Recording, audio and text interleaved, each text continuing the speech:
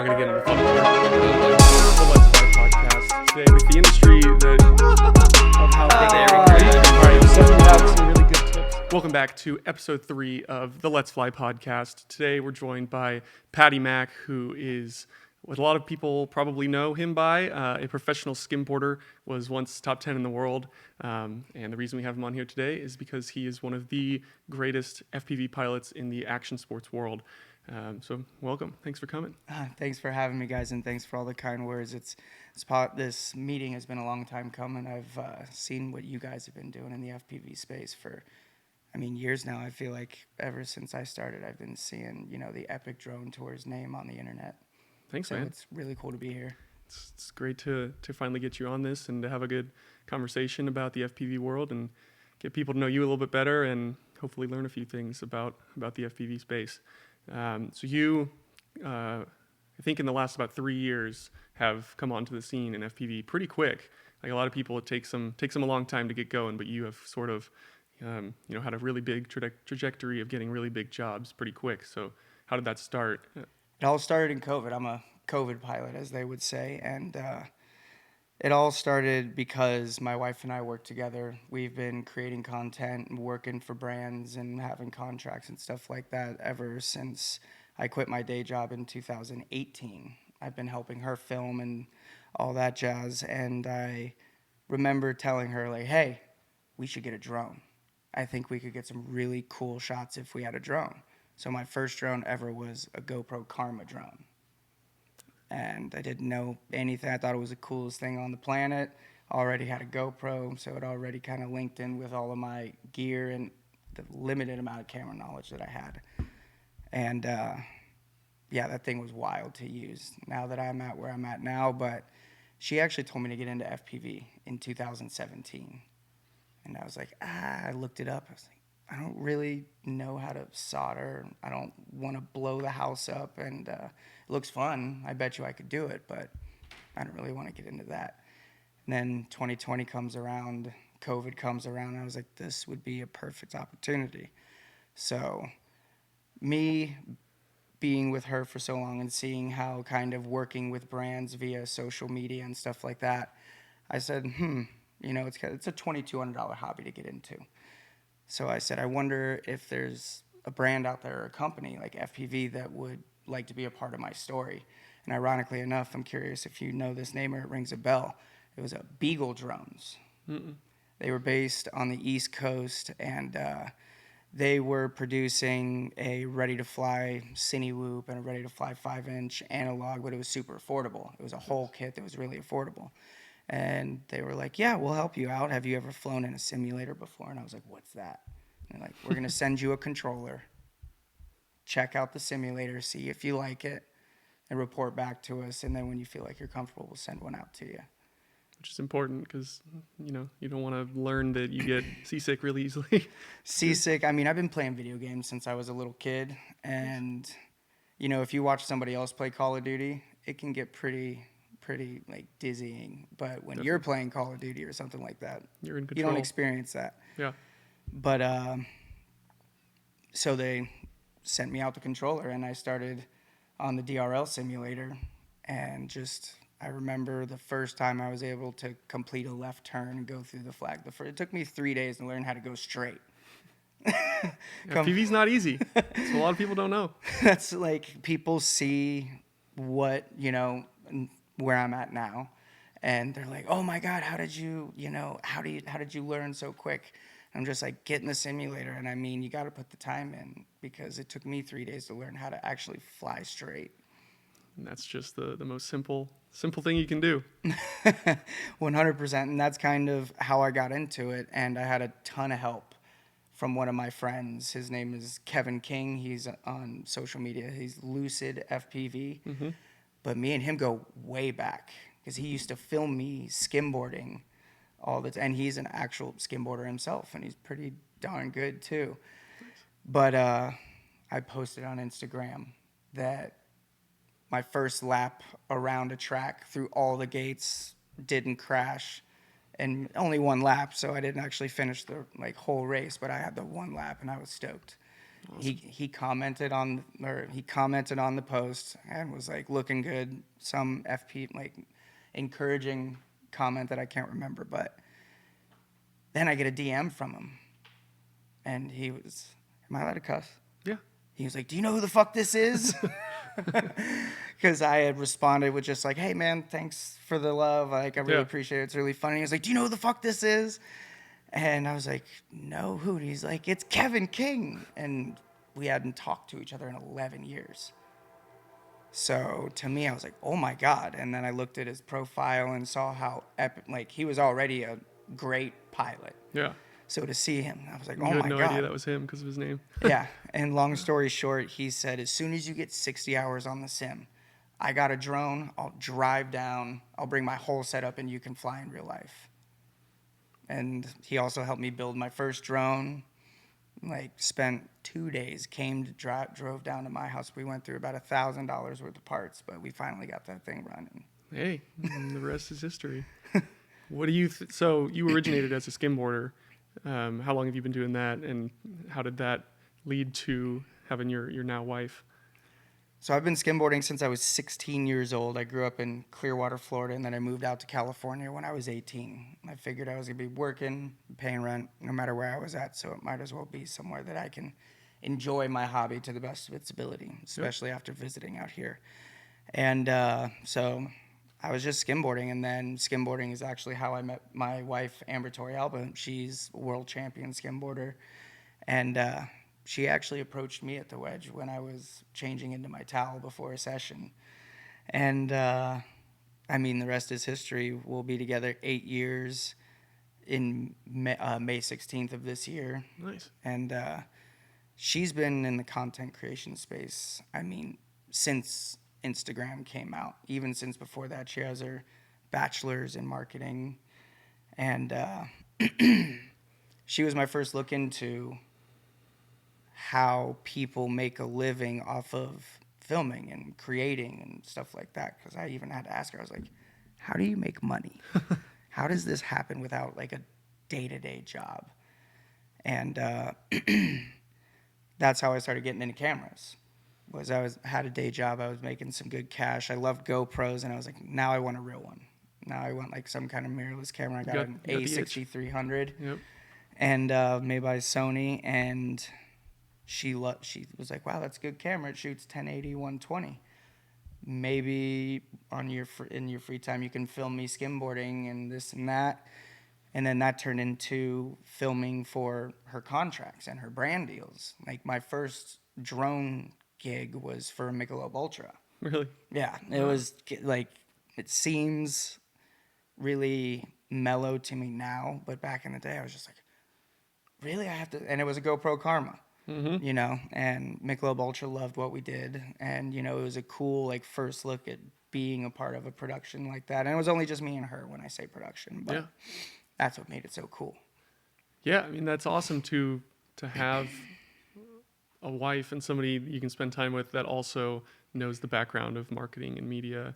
Like, I feel like a lot of times, especially professional athletes, kind of don't have any of the business acumen, and so to have those two together to be able to make a living making cool content while also being at such a high level. Skimboarding, I think, is pretty awesome.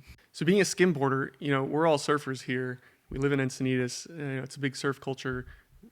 How do you get into, like, I don't think anybody really knows what the hell skimboarding is, per se, except people that are avid skimboarder fans. So why that and not surfing? It's funny you should ask that, because, yeah, everybody's first initial thought of skimboarding is it's a wooden piece of board that you slide across a really thin slab of water. California really is the best place in the world for skimboarding, and it's one of those things. Even in Laguna Beach, where I live, people still ask me, what is this, when I'm actually skimming. But like you guys, you grew up in Encinitas, you surf, you have access to quality waves. I grew up on the Gulf Coast of Florida, so quality surfable waves coming through is like little to never. It just doesn't happen. I always say that if I grew up somewhere where there was good waves, I'd probably be a surfer. But being where I was at, skimboarding was the thing to do. You could do it all the time. You could ride whitewash, excuse me, and it just made a lot more sense. So you're almost like making your own waves in a way, rather than surf, where you have the wave. You're like going into it and creating the movement itself. It kind of seems like, I don't know if that's a really dumb way to, to characterize it. No, but it's 100% because like with surfing, you paddle with the wave. Skimboarding, you run at Into it. it, So yeah. you need to have a bunch of timing, and there's a lot more to it. I always say, and this is like, you guys could probably out surf me every day of the week, but one thing's surfers can't skim, but skimboarders can surf. I like that. I grew up a swimmer, so I was a competitive swimmer, and we always said like the average person can run, but a runner can't usually swim. So it's it's a similar thing. Yeah. Because it's a lot more complex skimboarding, it seems like, than hopping on a board and surfing. Getting back into the drone world. So how quickly, from when you started messing around with the drones and filmed some stuff for Amber, how quickly were you able to start making a career out of it, making money, to a point where it wasn't just a hobby? I would say, I mean, the idea that there might be something in terms of how many jobs you get or how much you get paid per job that would be like, oh, this is like, I would say that last year, 2023, was the first year where I was like, okay, I'm an FPV pilot. I actually had to take a step back from the United Skim Tour and traveling with Amber to go to all these contests that we always go to because I was booked. I did work with the Discovery Channel. I did work with Red Bull. And the work with Discovery Channel was on an episode basis for the show Street Outlaws. So I was gone every single week, Thursday to Sunday, for like a few months. Nice. And so 2023 is definitely when I felt like, I don't know, I made it because it was actually paying the bills. It was actually consistent. I was making really good relationships, and I got to work with some amazing teams and make some really cool connections. And I think that's going to carry over into these upcoming years too, which is really cool. Where's most of that work coming from? Is that you outwardly talking to these brands and companies, or are people finding you? Like, where are you getting all that? Tons of word of mouth, but I will have to say, without Amber and her being in the space that she was at and having the relationships and contacts with brands and people, Right. she hoarded me out. Whenever we would get hired for something and be like, oh, and my husband flies FPV. Even, she was boasting that I was good when in the back of my mind, I'm like, hey, I'm still dialing this thing in here. Yeah. And she put me in front of all the right people, and I got the opportunity to fly for them in real life. And that's what led to a lot of my success in 2023, I'm going to have to say. So you've stayed mostly in the action sports world. I've seen a lot of your surf work, which I think is awesome, with guys like Nathan Florence and people out in North Shore. Is that what you enjoy the most, or what do you think draws you to, I guess, the water and action? Being a skimboarder and loving the ocean and loving waves, I feel like that's given me a different perspective than other FPV pilots when it comes to capturing shots. Either it's surfing or skimboarding, I can read a wave, and with an FPV drone, I have the ability to move in a way that I've never been able to on a board. And being able to chase these guys and kind of give my own creative spin on it to try and make it look good, I feel having wave knowledge really separated me, because there's a couple clips, with that went up on Instagram that had some really talented people in there, and they did pretty well consideringly, and a lot of my jobs have come from that. Instagram is where a majority of my work does come from. Seems to be pretty common, especially when you're able to get a few clips to go viral, whatever that really means. But able to get eyeballs on it and get people to talk about it. It's like it's a rush of people towards you, and good opportunity for brands. What you seem to have worked with a lot of different high-level athletes. Have you ever been starstruck on a shoot before with anybody? Ooh, it was oh,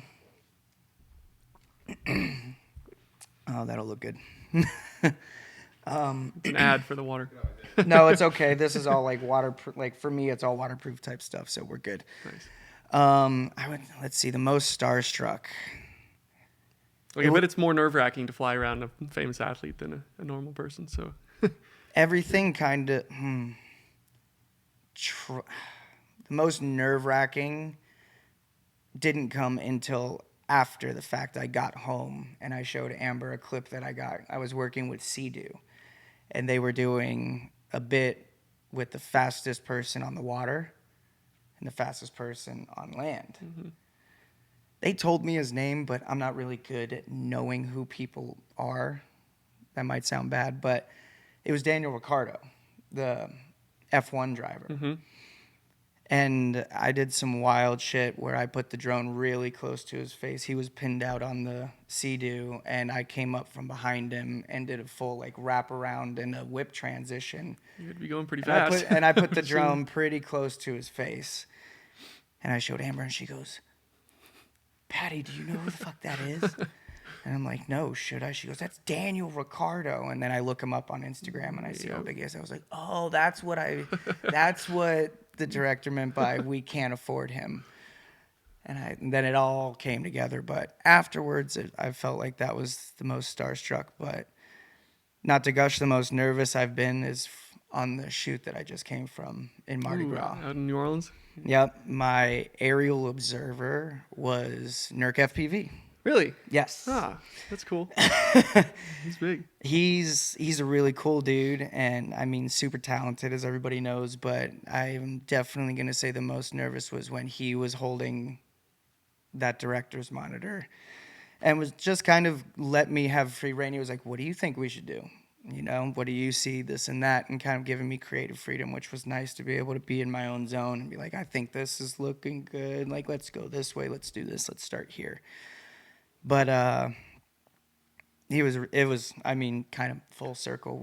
I don't know if you guys know who Coasting Thunder is, but watching. Yeah, I love them. When I first started, that's what I used. I mean, I go on YouTube to learn most of the time, and seeing Nurk operate in a professional environment with the director right there, and in tight spaces and working with a lot of moving parts, I always felt like that was a cool look into what it's going to be like on set when the time does come for me. Is that who you were shooting there for? Was for Coasting Thunder or something? I was there shooting for Champagne Energy, which is, Travis Champagne. He is one of the brains behind Coasting Thunder. Right. And his family was intertwined with Mardi Gras this year. His dad was the king, he was a duke, and we went out there and we captured the whole thing. I flew FPV during the parade and during the banquet, which was really, really fun. Everything went super well.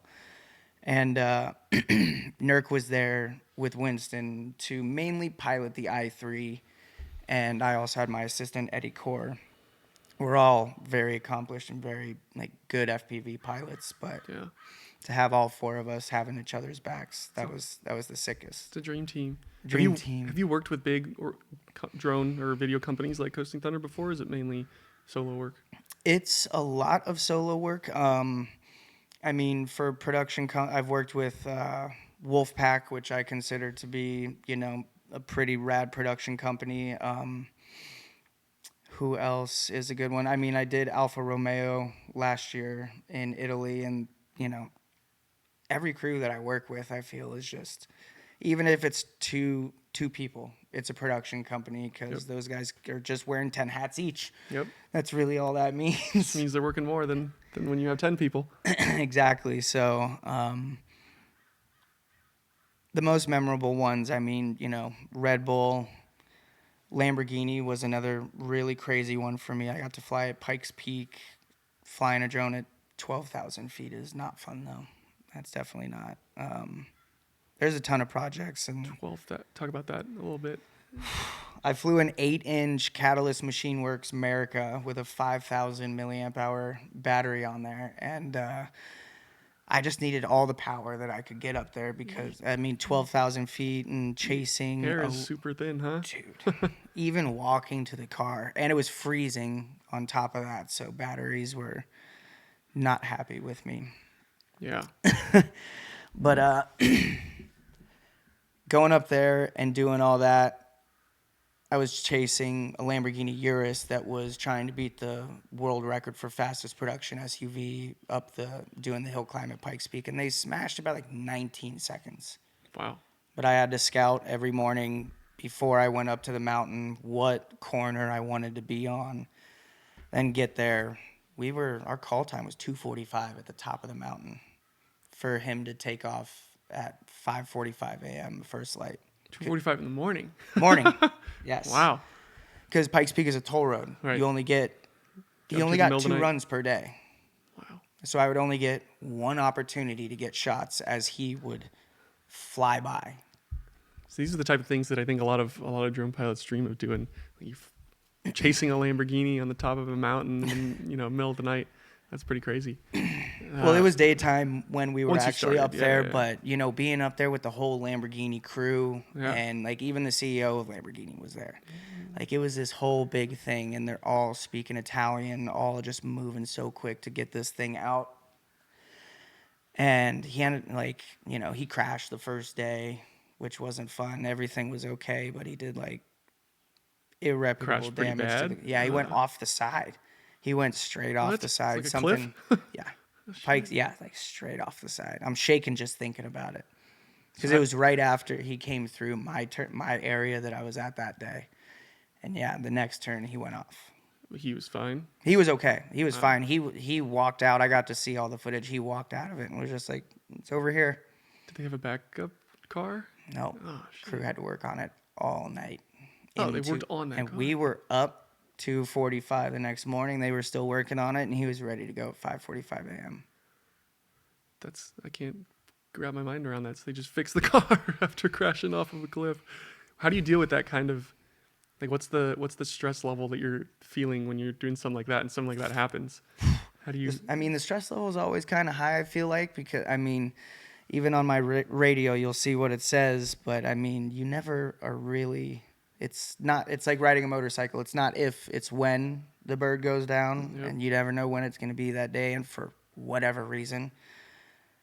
But knowing you only have one opportunity to get the shots that you need, that the director is going to like, that's usually, I feel like that's usually how it goes when I'm on set. You only get 2, maybe 3 batteries. It's rare that you get, as much time as you need. We were on a shoot at Gary Vee's office in New York, and we had 5 minutes with him to fly through his office, and Mo was able to do it. We had one take, and they were like, "Yep, we've got this 5 minutes blocked off." Like that's how busy his calendar was, and that's just the kind of stress you got to learn to deal with in this industry. People rarely give you, you have 4 hours to get this one shot. Take your time. Oh, that would be super nice. No stress, no nothing there. But yeah, 9 times out of 10, Learn to adapt. you just gotta be able to nail the shots and be confident that you can nail the shots. And everybody knows shit happens. You know, shit does happen. But hopefully, directors have your back and you have your own back when it comes to being confident. Definitely. Is this where do you see yourself coming in the next 2 to 3 years? You just keep working, keep getting bigger and bigger jobs, or you got any plans in the works? The plans for me are to keep going with the flow. I'm trying not to force anything. I mean, I would like to move more into, because a majority of the work that I do is still GoPro.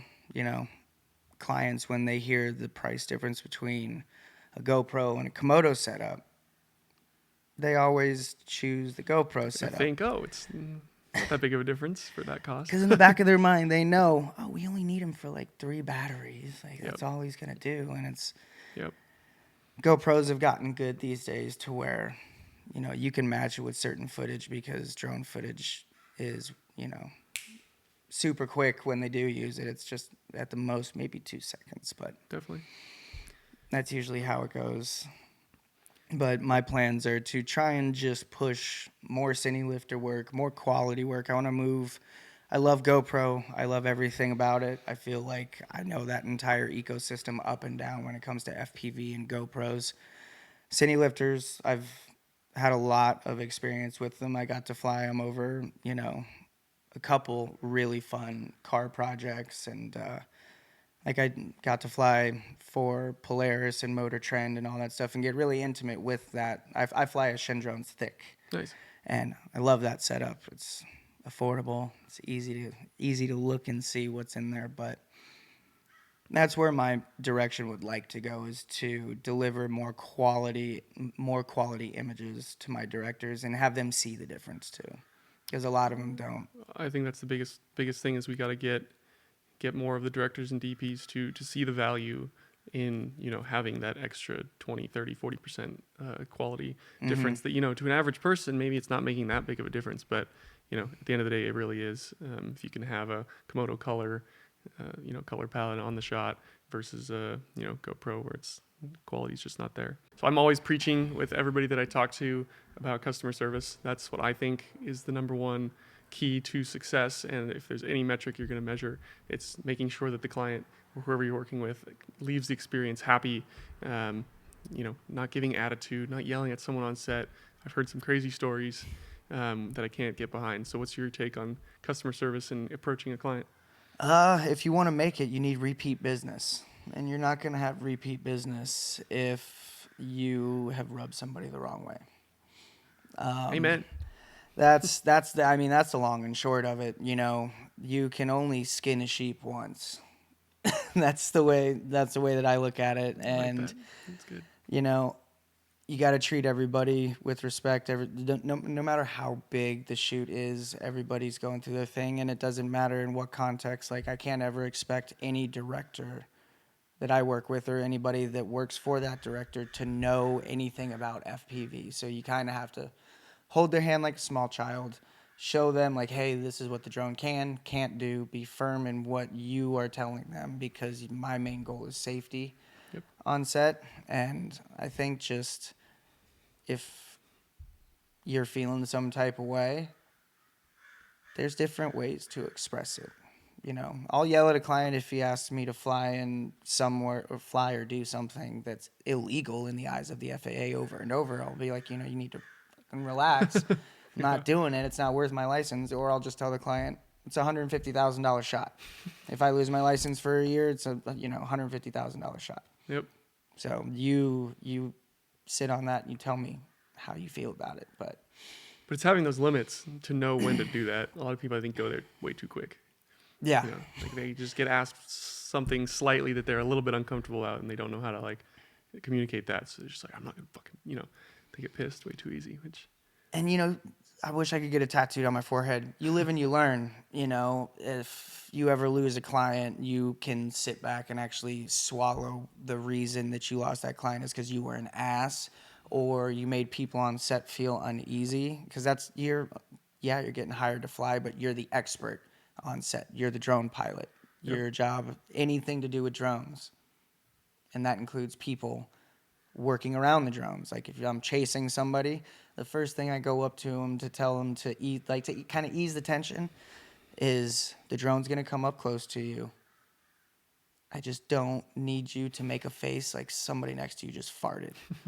Because that's like, oh, you're like, huh? The kids when it gets too close. Uh-huh. But it kind of just eases the tension and lets them know, like, hey, but no, in all seriousness, the drone's not going to hit you. And having that common courtesy, it's bedside manner. Yep.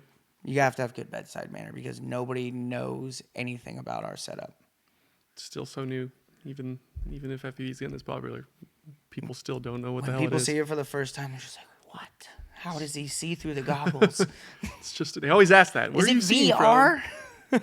Yeah, it's VR telepathy. In our last intermission, I was asking him about other stuff he shoots, and you also do real estate, which is what Epic Drone Tours is. That's how we have been for the last 3 years, is mainly real estate. So what did you say? You were like, I like shooting houses because they don't move. Yeah, shooting houses are easy because, they don't move.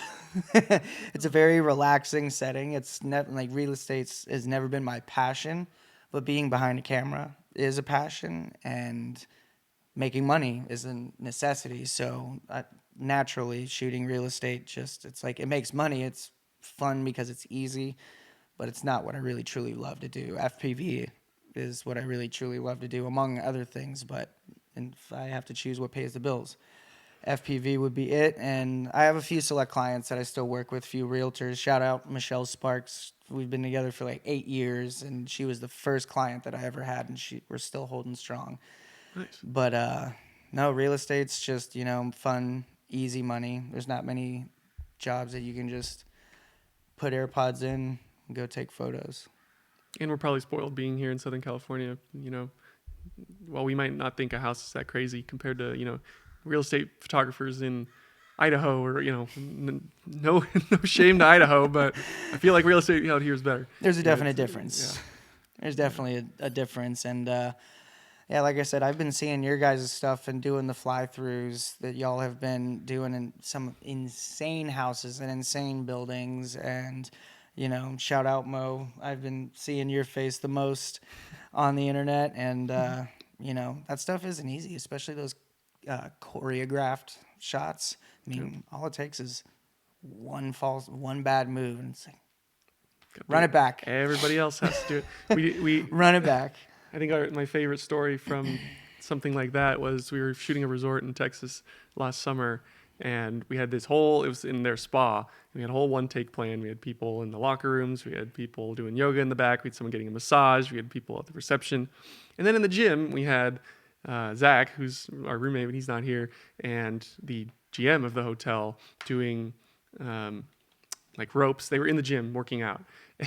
And Mo, we did the whole shot, and then Mo had to pause to fix something with the drone or fix the GoPro, change the settings, something. So we stopped for like 15 minutes, but nobody told Zach and John in the gym that we had stopped. And so they were in there doing this intense like rope and step climb workout for like 20 minutes straight, and because they thought the drone was gonna be coming the whole time, so they didn't stop. And then they came in like, "You guys still going?" And Mo was like, "Oh yeah, we're about to go back in the air." And they were like, "What the fuck?" So we basically just made them work out for half hour. But yeah, getting these one takes with that many people, it's so complex. And one person screws up and everybody else has to do it again. Teamwork makes the dream work, right? Dream work. Yeah. I have a heartbreaking story. I was up doing a hot air balloon shoot with skydivers. And it was the second day that we went out, and you only get one shot when you skydive from a hot air balloon. Those things terrify me. It was my first time on a hot air balloon, and it was just shortly after I had been in Hawaii and swam with sharks for a project, which I was not stoked on either. So now I'm just like, okay, and then I get hired to fly out of a hot air balloon, and I'm like, oh God, I don't know if I'm really stoked on this, but I'm gonna take it. It's money, and it's it'd be really, really cool to get those shots. So we went up the second day, and I started speeding on the GoPro. I get some pretty unreal looks when all the boys jumped out of the hot air balloon, and then you land the drone back in the hot air balloon and you cut speed, but it does 3 beeps. And you're just like, no. The GoPro stopped recording literally 17 seconds after I took off. Dude. 17 seconds. So nothing was captured. Fuck. That's Fuck. We're at the mercy of our own technology a lot of times, and these are some of the things that you can't control. And I feel like when you fly FPV, you definitely have to admit that, even though you are in more control than any other drone out there, sometimes you're not. That's like probably the worst time you can possibly have something go wrong. It's like, in our case, we had Gary Vee for 5 minutes, but like at the end of the day, we probably could have asked for a few more minutes. When you're jumping out of a hot air balloon, you legit have one single take, or before they're 10,000 feet under. Heartbreaking. So heartbreaking for me. And I mean, I wanted those shots, and I wanted the boys to be stoked. And have you gotten to go back and do that again since? I have been invited, but I have not gone. I think you have to go redeem yourself. I think I do too, but it's it's not something, it left kind of like a bad taste in my mouth, but I kind of know that I got to go up there again and try and make it happen. And I hope I do one day, but I just haven't had that urge to be like, okay, let's go out and do it. I think the time will come. Hot air balloon companies, Red Bull, bring this man back. All right, last question before we move on. Everyone loves corporate America, I think, except us creatives. What did you have a background in corporate America? What were you doing before you ever met your wife and got into skimboarding and all that? I was working in restaurants. That was my whole thing. So like I feel like that also goes back to your point about customer service. I was working in hospitality my whole life, and that was how I made my living, is making sure people were happy. No better place to do that than a restaurant, dealing with the worst people. And then I got into sales. I was trying to get out of the restaurant industry, being 27 years old. I didn't want to be that 30-year-old bartender or server. Not that there's anything wrong with that. That was just something that I thought that by that time in my life, I was going to be done with it. And, I was also on track to be a firefighter. That was like my main thing. I took the EMT course, did all of my clinicals and all that stuff. And then when I was a reserve firefighter in Dana Point, I asked the chief, like, hey, how long do you think maybe before I get hired? He was like, maybe around 7 years. I'm like, you got to be shitting me. 7 Just to get years? hired, or just to get hired at a station? What? How? Like, he was like, with my stature, I'm 5'8". I was 175 pounds at the time. No family that has anything to do with the firefighting academy or anything. I wasn't born in California, so he was just like, yeah, maybe around 7 years. It could have been shorter. Maybe I could have surprised myself, but I was just like, no, got out of that. And I found a job in sales. And it's not very glamorous, but I was selling e-liquid, the liquid that goes into electronic cigarettes, over the phone. But I was making 33% of every dollar that I brought in, on top of having full medical, full dental, and a salary as well. But I left all of that to start working with my wife because I ran out of PTO.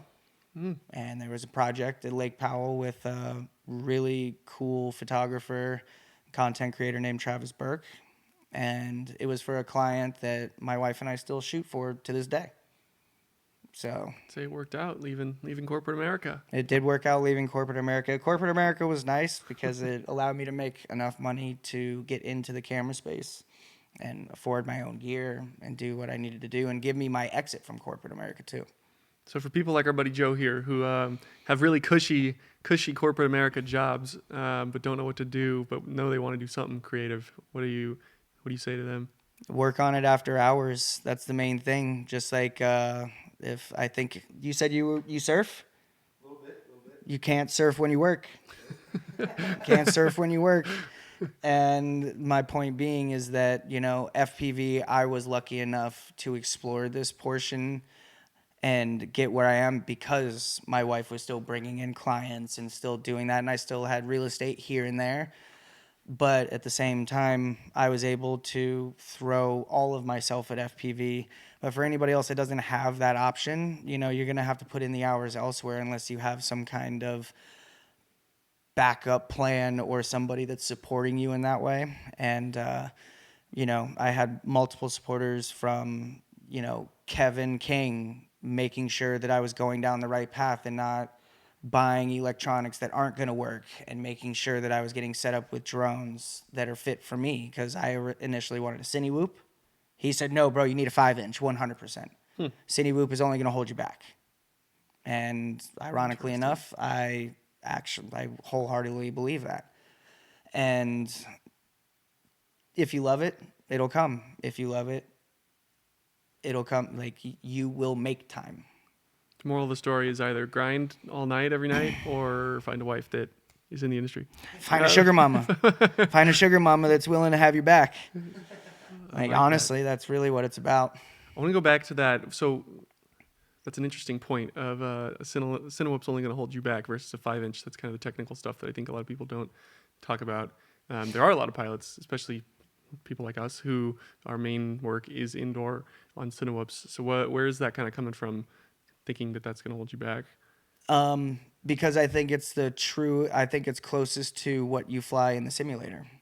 Most people, when they go into the simulator, I would recommend starting with a 5-inch to see how in terms of skill. In terms of skill level, I mean, if you're just starting out like 100, and you're in the simulator, 9 times out of 10 people are going to pick a 5-inch. That's just like the default setting, because that's arguably the default drone size of our industry. Right. But flying outdoors and flying in the simulator, flying in real life and versus flying in the simulator, I think starting with a 5-inch and then, because cine whoop flying I feel is harder. I feel like the fly throughs going through the gaps, keeping constant speed, not having that freedom while flying indoors to have that ability to, oops, I juiced the throttle, it's just kind of one of those things. Yep. I always say if you can comfortably fly a 5-inch, manage all of that, get that throttle management and get confident, then go with something that's relatively safer, like the cine whoop, and you'll feel a little bit more confident flying, feathering that throttle and figuring out where the happy medium is to get a smooth shot, because just because it's a cine whoop doesn't mean it's going to fly smooth. Right. And if you push that thing too hard, it's going to buckle. Yep. It's going to buckle. It does not move like a 5-inch. Next, I wanted to introduce something new where we're going to look at a couple of PaddyMack's best clips, FPV clips, and have him walk through sort of his thoughts while he was flying and do a little bit of an analysis of them. So this first one is, I think, one of your biggest clips. For So sure. to walk us through this shot in the background. We'll replay it a few times. So this is a shot of my boy Austin. I remember this day like it was yesterday. We went down to the beach. I was actually going to skim, and I just had some batteries that I had to discharge. And it was a really crappy day for skimboarding, so we decided to get some lunch right at the little restaurant. Then the sun came out, and the tide dropped, and the waves started to do this. I didn't really want to get in the water, so I was like, you know what, I'll just fly for fun. I'll see if I can get a couple shots of Austin. Because I've already shot with him and Jamie O'Brien by this point. Oh, no, I think this was before I shot with him and Jamie, or maybe it would have been after, but with him on the back of the boat, wake surfing. But to get back to this shot, the clip actually starts a lot further back into the trees along PCH. And I just saw a set coming in from where I was at with the drone. And I timed it, me being a skimboarder. This is one of my favorite beaches to skim in Laguna Beach. I was just like, all right, I hope somebody goes on this one. And I flew through the trees and came through, and Austin just happened to be going at the perfect time. And I was kind of able to read the wave and see what he was going to do. I didn't think he was actually going to come out of it, which is the craziest part. And it just, none of it was planned. I didn't plan to be out there with him that day. It was just flying for fun, discharging some batteries, and ended up with a clip that I've been told it's the best skimboarding clip ever captured. Hey, I mean, that's great that it was unplanned. I think that most of the most viral clips are always ones that are like, holy shit, I didn't mean to do that. Yeah. So that's awesome. That was a really, really, really fun one. What about this one? This is the one when I was down in Hawaii, actually working for Blenders as talent and shooting a project. So that's like another cool thing is I was in Hawaii with my wife for Blenders Eyewear. I was working as talent, so I was like getting photographed in the sunglasses, and my wife and I were shooting our own content for Blenders. And this is something that I had an idea with, and Nathan Florence was stoked enough to be a part of it. Wish the waves were a little bit better, but that was his actually last wave. He just got out of the water and he was like, y'all ready for lunch? And I was like, thank God I got that one, but the waves were super lackluster that day, and to walk away with a clip like this, I was really, really happy. Nice. Then let's go to this guy. You had something special to say about this one. Like I say with FPV, it's not if, it's when the drone goes down. This was recently up at Willow Springs for a drift event, a 2-day drift event, and it was steady 50 degrees Fahrenheit all day. And that just happened to be a cold battery. I didn't have the juice to pull out of that split S on that entry, and luckily I landed right side up. Everything went good, but I had to take it really, really, bam. Good thing you didn't hit the car. No, and that's also another tip. If you fly action sports and stuff like that, get a fixed GoPro mount. Don't get one that's like easily adjustable. Pick a degree, get to it, stick to it, because I wouldn't have been able to get this shot if it wasn't a fixed mount. And if I can say anything about a setup to make sure that when you do crash, you don't have to worry about your GoPro pointing up at the air or pointing down at the ground. It's locked in the same spot. Well, props to you for sharing your, fault. A lot of people don't want to show that. There was one more I know you were saying you wanted to look at. Oh yeah, that fly right here. The fly through of blenders. This is down here in San Diego. Yeah, this is right down in San Diego. This was, I think, their first location that they opened, but this only took me 2 tries, which was the cool thing. I love this part. Yeah, before the first take, those guys weren't there, so it was just kind of like a boring shot, and that's why we did it again. But yeah, we just wanted to try and do something minimal. And that was the same dudes, right? Yeah, those are the same dudes. They flew through their legs and they ran over. There's Amber, there's Tina Cohen, there's and Grace and everybody. But yeah, they were having a huge blenders party, and everybody was cool with me flying the drone through, and it was just really fun. It's cool choreographing fun stuff like that. Arguably it could have been done with a GoPro, but adding in that element of flying underneath their legs, flying in like this and over the counters makes people know that it was a drone and not that shadow that I should have taken out. not a gimbal. Hey, it's okay. But I think that's the main thing. But it's just fun going from chasing cars to doing stuff like this, which I think is a little bit more technical. This thing's got to be on point. There's a lot of moving parts, and one jitter of the sticks the wrong way could be the end of the clip and everybody restarting from scratch. I love these coordinated shots. And it's a rare time when it's okay right here for everyone to look at the shot. Mm-hmm. We always tell people, don't look at the drone, but it's good when you can plan it like that. Yeah, absolutely. Yeah, at the end, it's like, a quick little send-off. Sweet, man. Any others you want to watch before we hop on the drone? Let's show them. I guess we did show them skimboarding. What about you, skimboarding? Scroll up a little bit. Let's see. I can show you guys one. I mean, our main goal skimboarding is to mimic surfing. You see that in the middle? No, not that one. Below that one. Mm-hmm. This is a fun one. Is that you? Yeah, this is me up at a windy day at the Wedge. Top 10 in the world, everybody.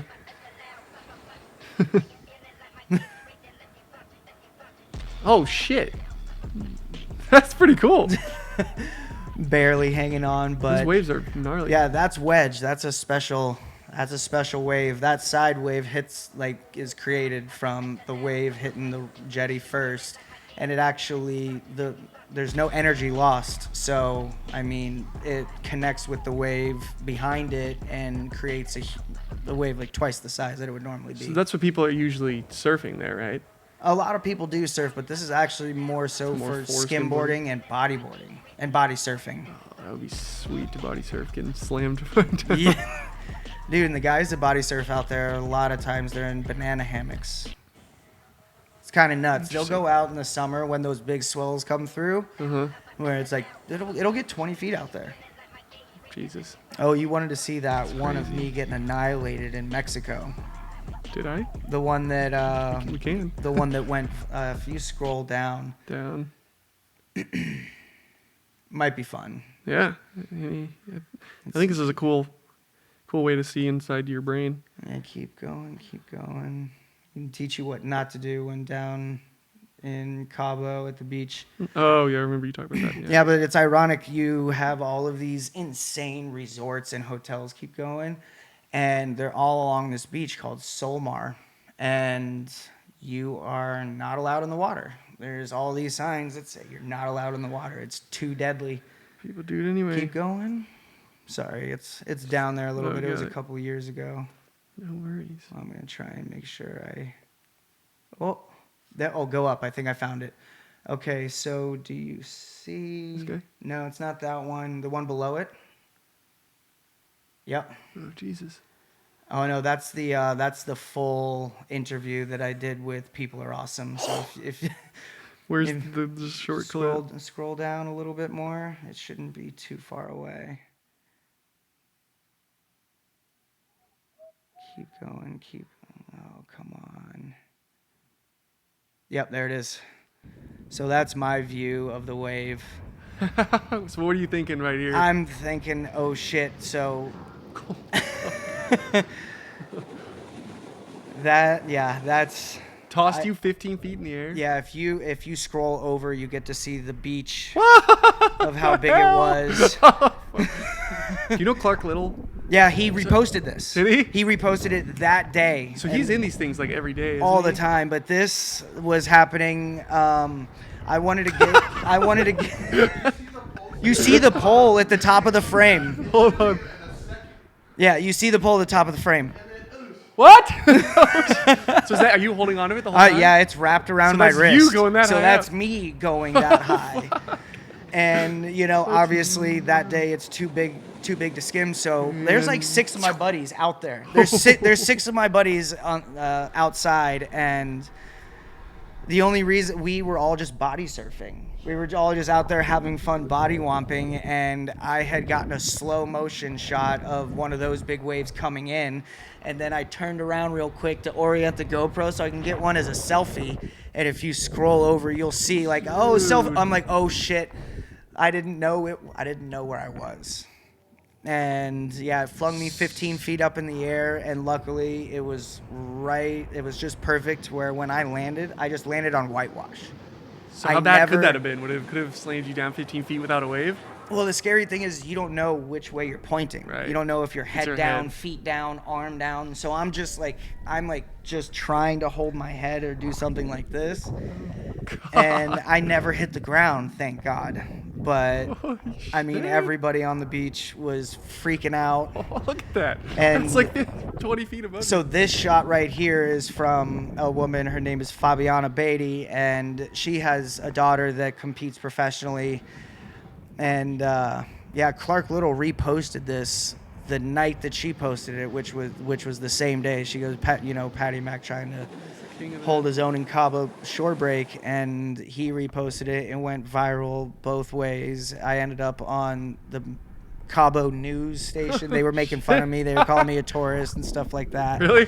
Oh, that's kind of fun. Yeah, it was really funny, but I'm happy I walked away with that. I walked away with no injuries. Holy shit. All right, well that's a good way to end things. All right, let's get him in the drone now. He's gonna fly around the house. It's gonna be our first FPV tour of our new house here in Encinitas. Try not to crash. Yes, sir. All right, as always on Let's Fly, we're getting them on the sticks. Gonna start flying. Throw some questions at him, see how he reacts. We've got all the doors open throughout the house, so go have some fun. All right, props clear. Arming in 3, 2, 1. Taking off. Yo!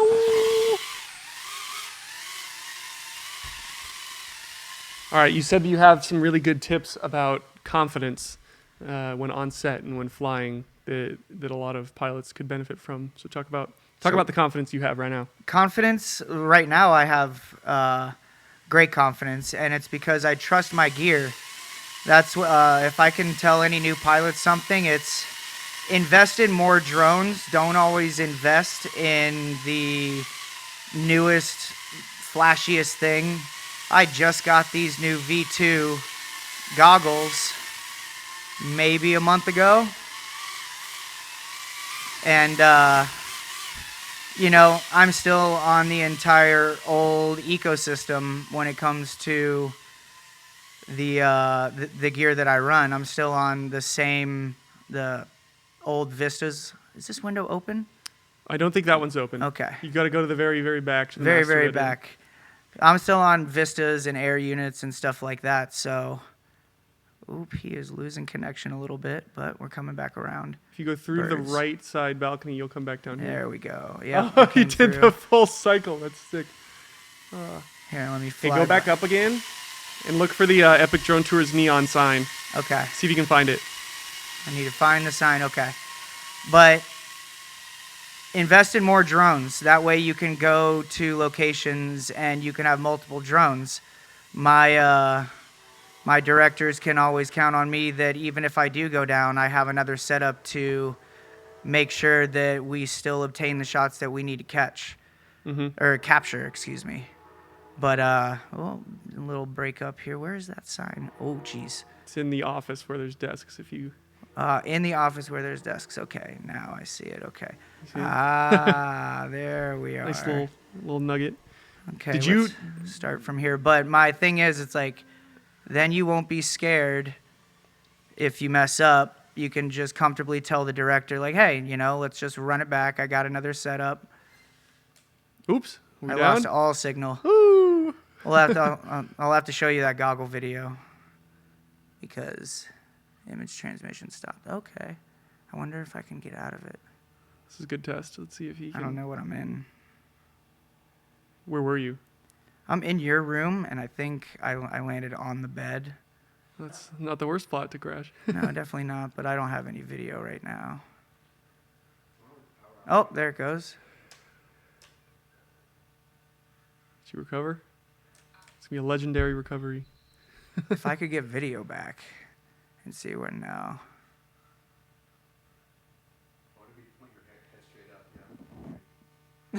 This probably looks super weird. It's not really helping that much.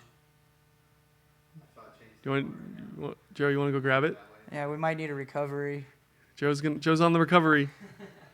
Yeah. So what are you trying to do right now? Walk through the process. So I'm just trying to point my goggles towards where I think the drone is to try and get video back into the goggles.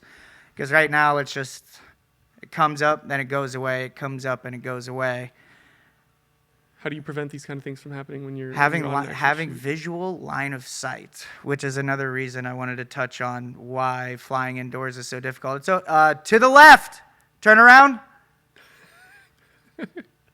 On the left side of the what side of the bed would you consider that? I wonder if my beeper works. Do you see him? Yeah. So you do have video. No. Oh, there it is. It was in something. It was in the cat thing. No way. It was in the cat thing. Which cat thing? Here, bring it more towards the stairs. I can just see him. Did he hear you? I can hear him. You can set it on the stairs and I'll fly it down.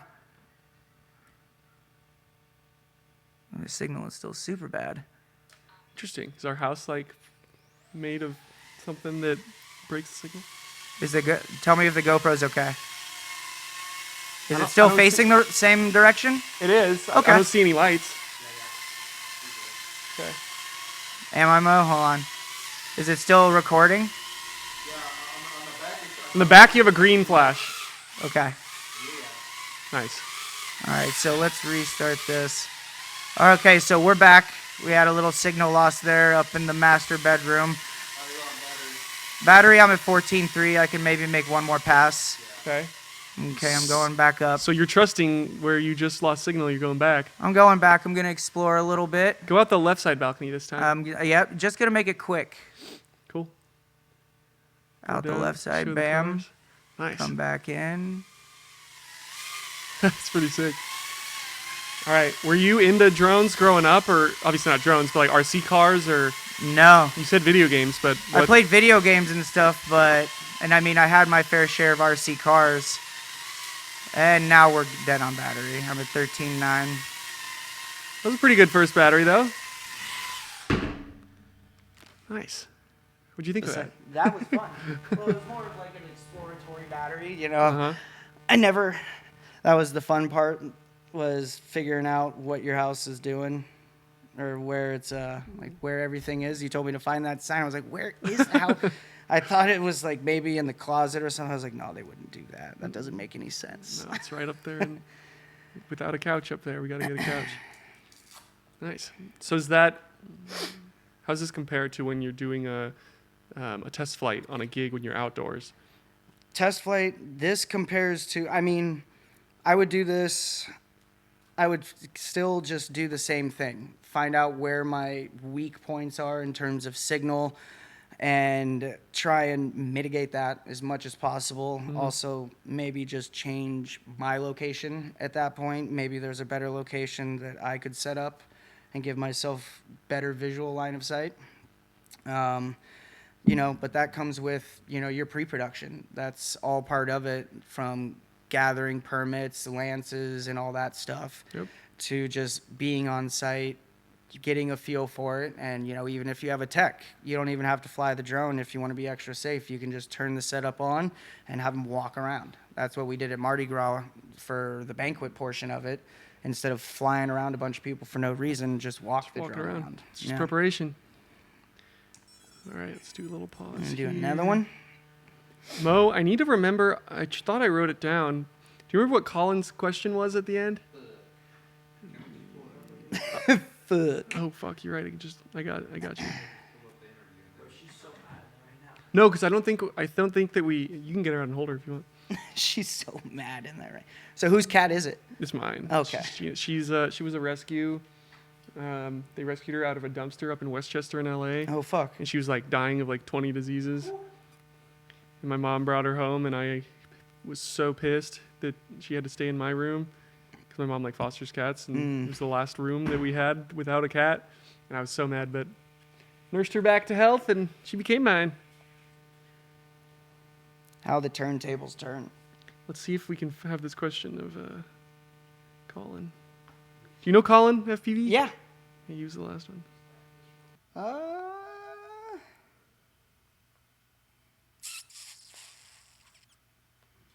No, just fire away. Okay. I say fire away.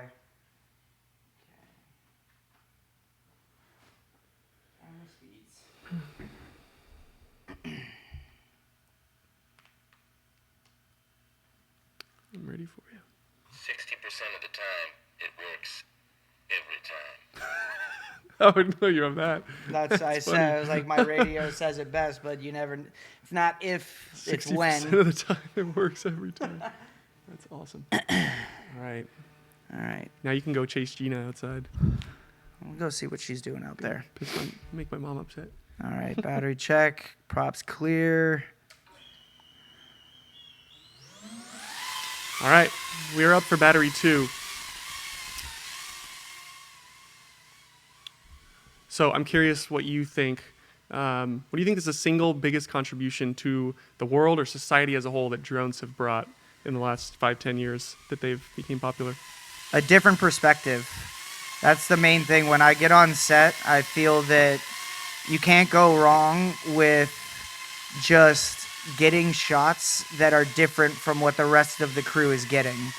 I feel like with the ability to make the drones do whatever you want them to do brings a whole different dynamic and style to every pilot. Like, every pilot's different. Every pilot has their own style and their own way that they see a shot or see a landscape and like, oh, this would be sick. And 9 times out of 10, it's just about, it's fun at the end of the day. Like, what's the coolest shot you can get?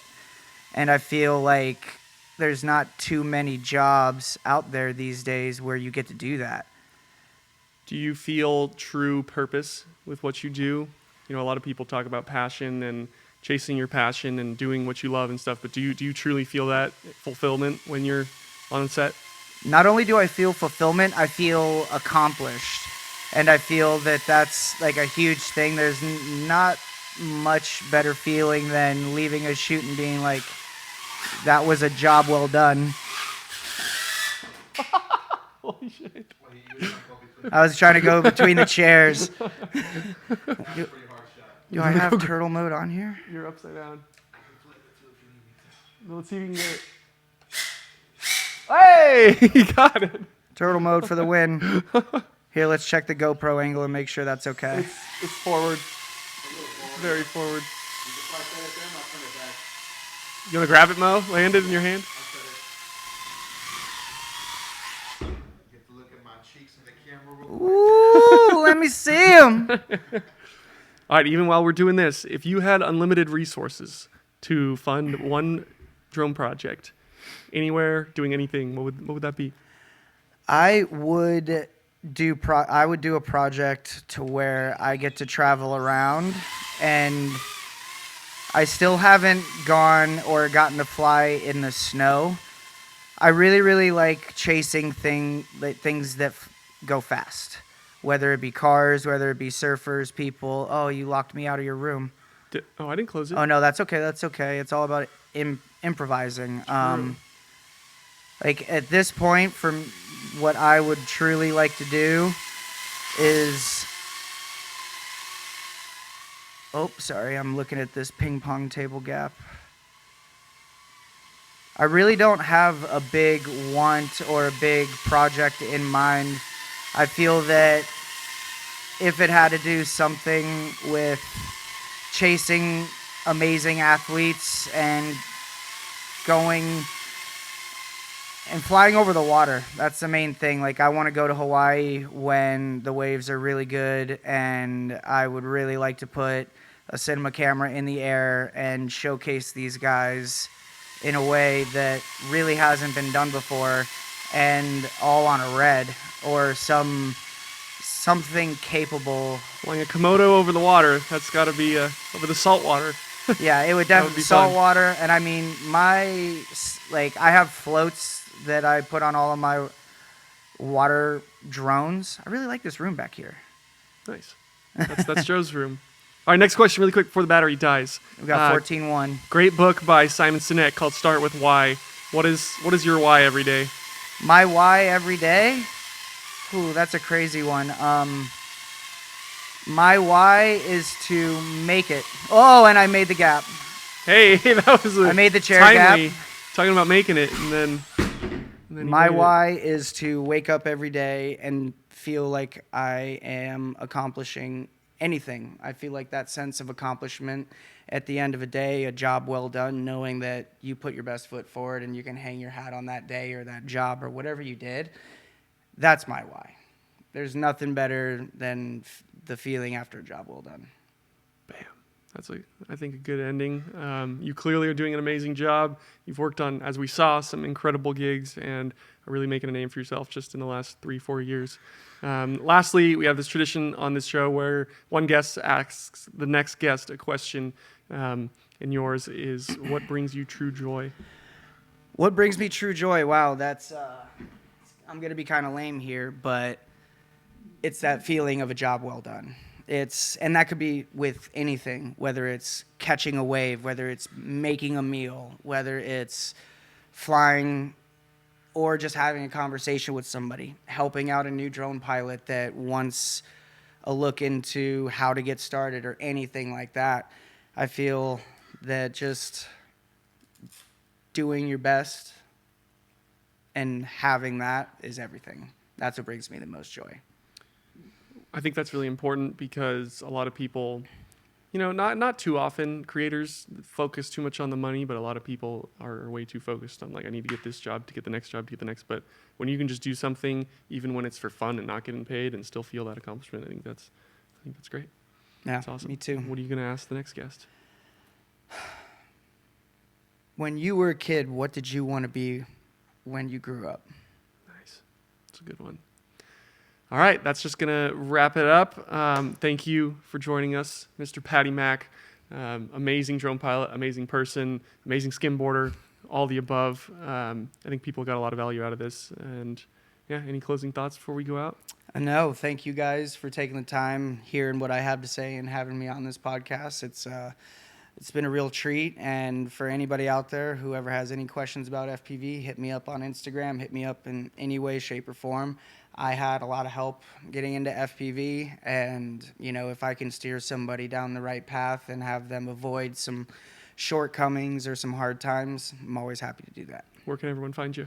You can find me at PaddyMack on Instagram, and also my YouTube is PaddyMack, and shoot me a DM. And be happy to help you any way that I can. PaddyMack. K. 2 Ks, because somebody has 2 Ks.